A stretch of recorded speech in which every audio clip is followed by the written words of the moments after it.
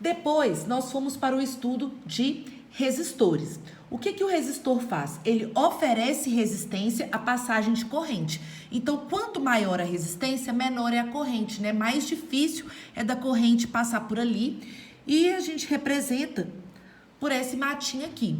Lembrando que resistor é diferente, né, de resistência. O resistor é um aparelho, né, e dentro dele possui uma resistência. Por exemplo, eu tenho uma lâmpada, a lâmpada seria meu resistor, e dentro da lâmpada tem ali o filamento, que seria a resistência. A corrente elétrica, ao passar por um resistor, né, esse resistor ele vai aquecer, ele vai esquentar, que é o que a gente chama de efeito Joule, que é a transformação de energia elétrica em energia térmica. Depois nós vimos os fatores dos quais a resistência depende, né? Nós temos aqui a equação da rola, R igual a L sobre A, onde que esse L é o comprimento, né, o comprimento do fio, A é a área, também chamada de seção transversal. Esse ρ aqui é a resistividade do material e R é a resistência, sendo a resistência dado na unidade, que é o Ohm, né? Essa daqui também é conhecida como segunda lei de Ohm. A resistência é diretamente proporcional ao comprimento, né? Então, quanto maior a resistência, maior o comprimento. É diretamente proporcional à resistividade.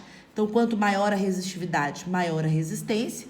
E inversamente proporcional à área, né? Menor a área, maior resistência.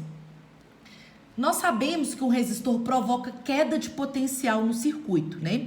Então, nós vimos a equação fundamental, praticamente, assim, da eletrodinâmica, que é o você ri. Tensão, voltagem, DDP, diferença de potencial, resistência vezes corrente, que é a primeira lei de Ohm. Então, a corrente, né, quando passa por um resistor, né, o resistor provoca essa queda aqui de potencial, sendo essa tensão dado em volts. Importante saber que o resistor ele provoca uma queda de potencial, mas ele não provoca queda de corrente, porque a corrente que sai de um circuito é a mesma que volta. Porque o que é corrente? A corrente é o movimento de cargas, né? E existe o princípio da conservação das cargas. As cargas não podem ser criadas e nem destruídas, e muito menos consumidas. Então, não existe esse lance de eu falar que por exemplo, um chuveiro consumiu corrente elétrica. O que é consumido é a energia. E aqui nós classificamos os resistores em ômicos ou não ômicos.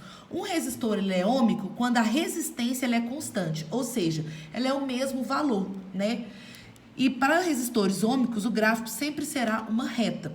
E vimos os resistores não ômicos. O resistor não ômico é aquele onde a resistência varia, né? Uma vez ela é 2, depois ela é 3, né? Ela pode aumentar ou diminuir. Para resistores não ômicos, o gráfico vai ser qualquer coisa. Ele só não vai ser o quê? Uma reta.